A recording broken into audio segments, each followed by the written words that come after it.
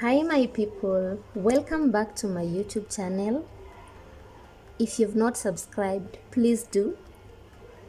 Please click on the notification bell so that anytime I upload a video you get to be notified. And today I will share an incident that happened 21 years back. Yes, 21 years ago, in memory of my late grandmother and my grandfather, maternal grandparents. So this was a normal Monday. It was in the month of November, third term. We were doing third term exams. I will never forget that.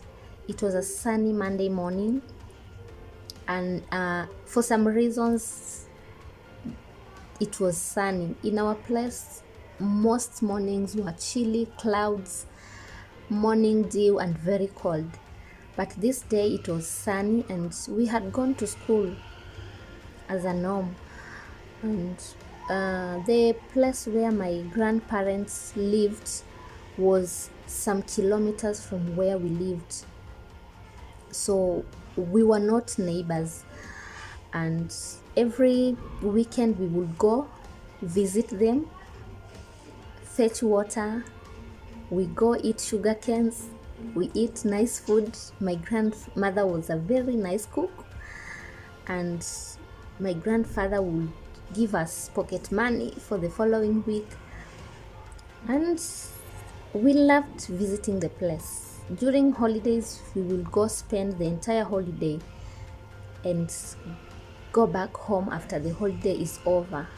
We will do it in turns, and that was not so so fun because my grandmother was a very hardworking woman, and she would spend the entire day in her shamba. So it means that the time that you're spending with her, the morning routine will be going to the shamba and coming back in the evening.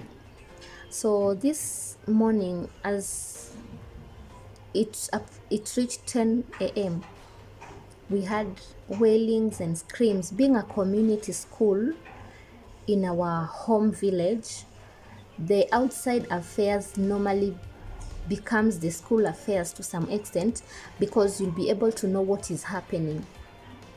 And hearing the screams and wailings, we knew that definitely there is a funeral somewhere, because if you hear the screams and the wails, someone has passed on, someone has died. So during lunchtime, we had a view, and you could see my grandparents' house, and there were a lot of people surrounding that place, and we were wondering what is happening around Mwambangu. People are so many, and it seems the screams are coming from that place. Who has died? There was no answer, but there were some few teachers who had weird looks. It seemed they knew and they didn't tell us. We schooled with some of my cousins,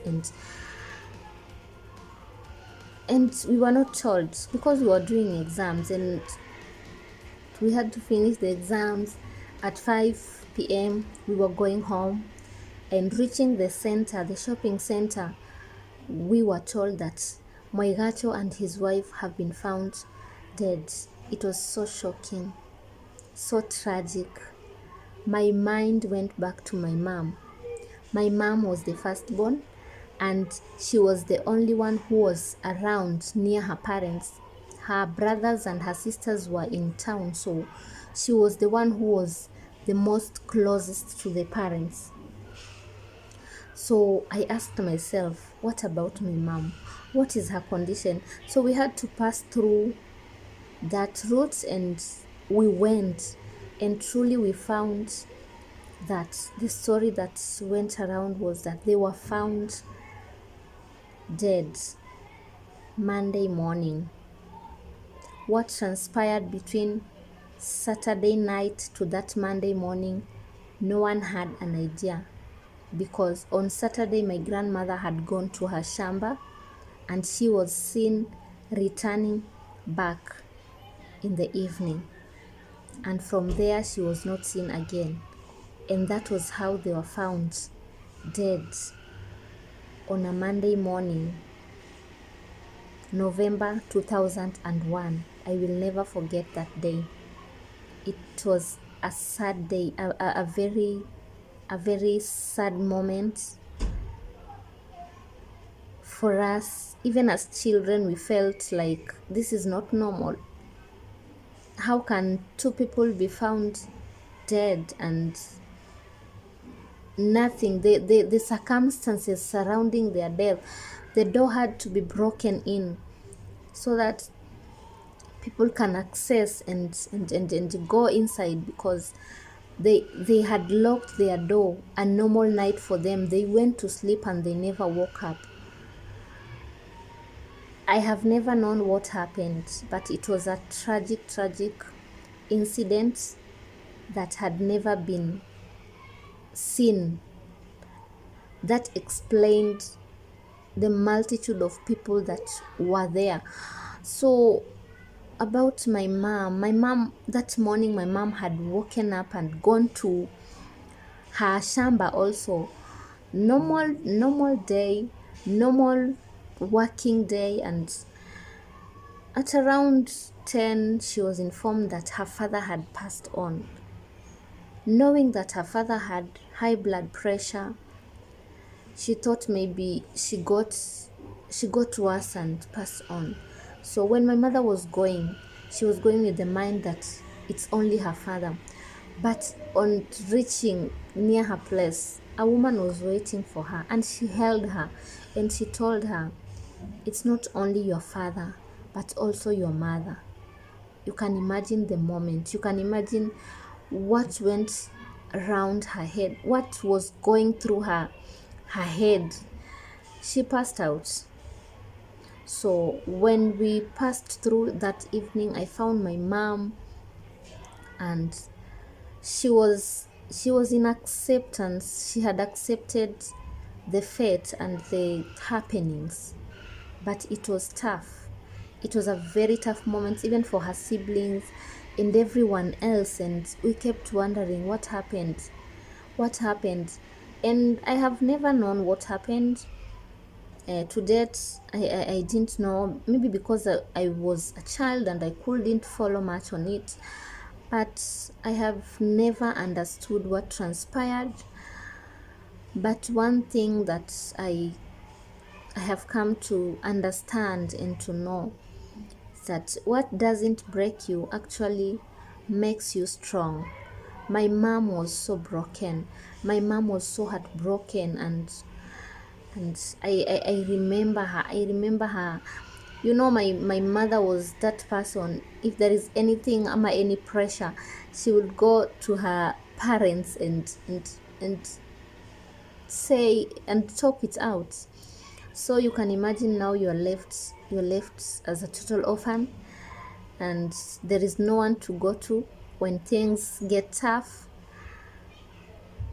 But she went through it, and the grace is always sufficient. As I say, there are some pains that you cannot wish away.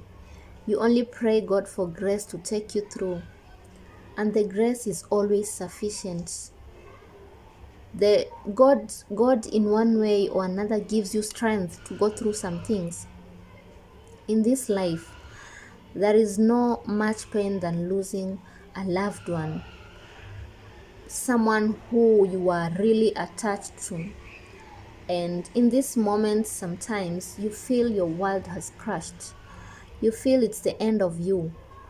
But in one way or the other, God gives you grace.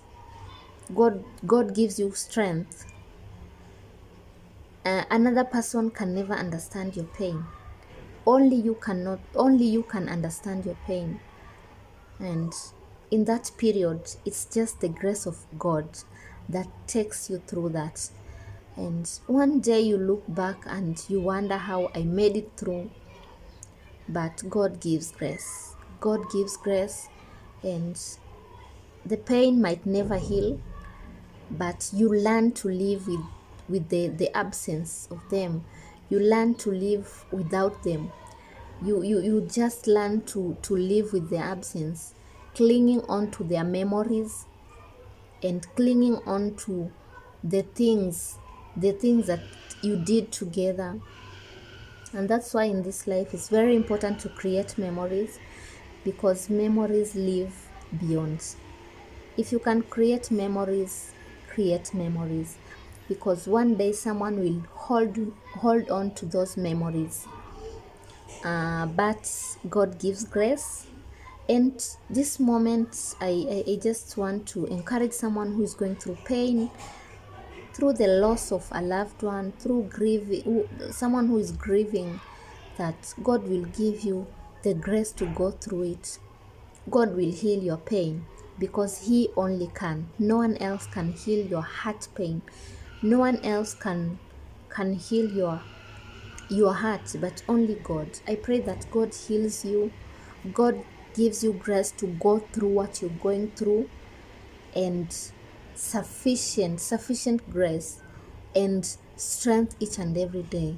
Strength to move on, strength to go on. Because one sad reality with life is that no matter what happens, life keeps moving. The clock does not stop at any moment. So it's just you to finish what you're doing and just pick yourself up and move on and pray for strength and grace, because you cannot afford to stay in one place. You have to move on. You have to keep moving no matter what happens. And that is the sad reality of life. And people will be there with you for that moment, and then they will go on with their lives, and then you are left dealing with your pain. So it's only God who can heal. And I pray that God will give you the right people to walk through your pain, people who will encourage you, people who will hold you, and people who will console and help you go through what you're going through. God bless you, and have a very fruitful week.